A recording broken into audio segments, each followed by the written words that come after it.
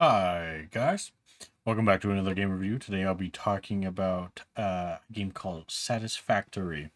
It's a game that came out June 8th of 2020, published by Coffee Stain, or developed by Coffee Stain Studios and published by Coffee Stain Publishing, which likely is their publishing house.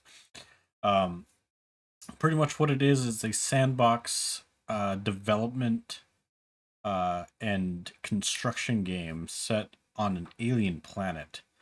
You play as kind of this company's pretty much employees that are sent down there. It's so far into the future that practically companies are like, space travel is no longer a country kind of thing. It's more of a company based thing. So you're employees of this company, Fix It, sent down to this alien planet to trying to produce these huge mega productions for, I'm assuming, new colonization of the planet here that are just kind of taking the resources from the planet. The game is very fun. Absolutely enjoy a lot of it. Uh, it is in early access, so I do want to let people know that since this review pertains to how it is in its current state. I'm sure once a game has been fully published and a bit into its published, fully released state, it'll likely be a lot more of a different experience, I should say, consistency wise. Currently, how the game functions is you come down to the planet, you get pretty much the base kind of tools. Your job is to utilize what you have off the bat to start making productions to make other things. This can include other productions, other tools, research into more types of productions or other items. Um, the game does all things production wise excellent. It's trying to go to almost a form of not realism per se, but it's trying to be a realistic sense of production rather than some kind of fictional thing like, oh, you get 1,000% more power or something from something. No, you get like very reasonable improvements and everything over time. Um, the game does feel like it is being a little more realistic. It does have a really fun art style. Um, Very kind of a little on the cartoonier side, not cartoony, but more stylized towards less realism, which I enjoy. I actually think a lot of games don't need that realism. This game especially doesn't need it, as this game is pretty intensive once you get pretty far into the game, I presume. Because you have so many productions going, so many things going by that point that I can't imagine what would happen if you had this game running at like 4K and like hyper realism or anything like that. As the game stands, it is a little buggy, just a little bit. I will say some of it's probably my internet connection or something, but I do play with my friend in LAN a lot, meaning that if he's not dropping, then it has to be the game because I'm on the same internet as him, the same in server and everything. It does drop me somewhat. I have had the uh, times now in time where I just die randomly, in a sense, like die, it like fades and acts as if I died in game. Uh, so there's a little bit of bugs here and there, including you can just not it's not a bug per se, but it's an effect that happens with how the production happens or the construction happens, where you can just clip everything and it'll still function.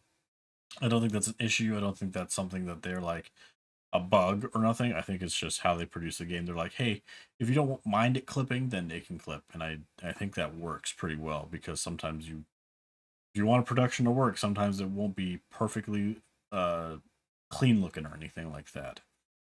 You do have research in this game. A lot of it pertains to finding alien stuff throughout the planet or finding new resources, and it will unlock new trees for you to research, and you'll use different items, usually in that production or research, to get further down the line into new things.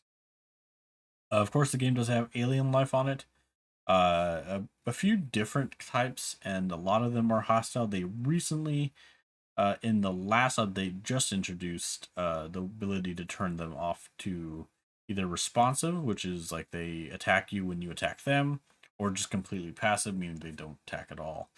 I think it's a wonderful choice.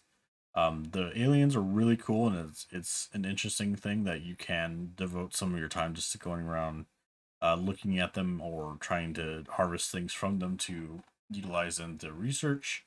But I think turning them off is a good choice. It lets you kind of focus more on the game. I have watched videos from the developer a bit on the updates they've produced. I'm talking about a few things that they're wanting to do with the game and some stuff that they don't want to do with the game.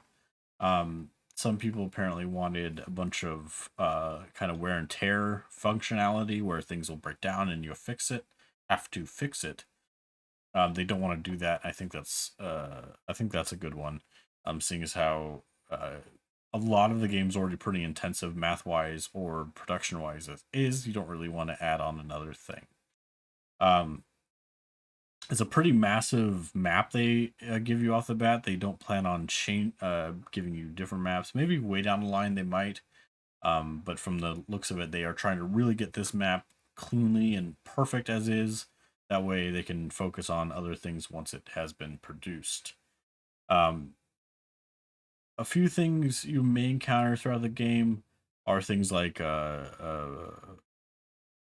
iron, steel, all that kind of stuff. You'll have to produce steel your own way, coal and iron and all that. Productions are super cool. I think that's the best part of this game, in it being more sandboxy rather than being just like adventure-y. I kind of like that.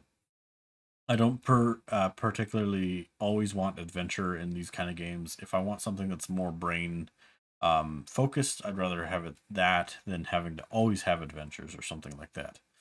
I do heavily recommend this game. It does support co-op. Now, like I said, you do have a bit of issues with co-op only because it's early access at the moment. So don't hold anything really against the company. They are trying to do their best to have a full launch pretty soon, I believe. But do understand that if you are playing with friends, that there's a higher chance that you may come across some bugs or, that issue of dropping all the time. Not all the time, but dropping occasionally, or a few other little minor bugs here and there. If you do rather play this as a single player game, I'm sure it runs very consistently, very well done on single player. I did play a tad bit of it on single player, because I was just trying to really get more of a hold of the game. It takes a while, so do keep that in mind if you're trying to get into it. It's a pretty intensive game for the brain, so um, just try to take it a little slowly and really enjoy yourself with it because it's a very rewarding type of game, I should say. Um, right now, I would give it probably an 8 out of 10. If they can fix up those bugs here and there, I would probably rank it a 9. Um, once they do, I would actively give it a 9 out of 10. It's wonderful to play for what kind of game it is. And I think it just has a lot of personality. That's another thing about it entirely is it's has a lot of this charm to it that I think a lot of those games that try to be hyper brain fixated don't tend to do. They try to go more of the realistic type. This tries to give you just a bit more flavor to it, and I think well done. I think that's a wonderful thing you've done. It is currently at full price, I believe. Let me see. It is early access, so $30. I understand early access is a little bit of a questionable thing for some people. $30 I think would be a pretty adequate price for this game. If it were any higher, I would say 40. That might be just a little too much, but 30 I think is that right clean spot. You're gonna get probably a lot of hours into it. I will tell you my hours right now. I don't think it's super high. Yep, 48 hours. That's not crazy high. I have seen some people's games thousands and thousands of hours into their games. Their games look nuts, by the way. Look up videos. You want to see some impressive things. Look up some videos of these real late game players, and it's amazing what they've done, including older updates of the game where they didn't have any of the newer kind of quality of life things that are introduced in the later updates. They're impressive. I would do heavily recommend checking those out. Um, as always, I like to ask you to like and comment. If you have played it, what is your favorite aspect of this game? What do you like the most about it? Is it the building up cool productions? Is it the base building? Because there is that aspect of base building in this game for those productions. Or what do you what is something that you think might be a cool improvement if you could introduce it to the game? What is something like that that you might like to see? If you haven't played it, did I recommend it to you in a way you think you would play it, or is it just sound like one of those games that is a little too intensive in the brain that you're like, I don't want to think that hard when I'm playing a video game. When I'm playing a video game, I want to enjoy myself and not have to think. Some people are like that, and that's, I think, perfectly adequate. You definitely aren't any less thinky than some people. I mean, some games out there that people think are unthinky are quite thinky. I'm going crazy right now with that thinky thing. But anyways, as always, I'd like to ask you to subscribe as well. If you do, I think you're wonderful. If you don't, I still think you're wonderful. So it's completely up to you. And as always, I'll see you in the next video. Bye bye.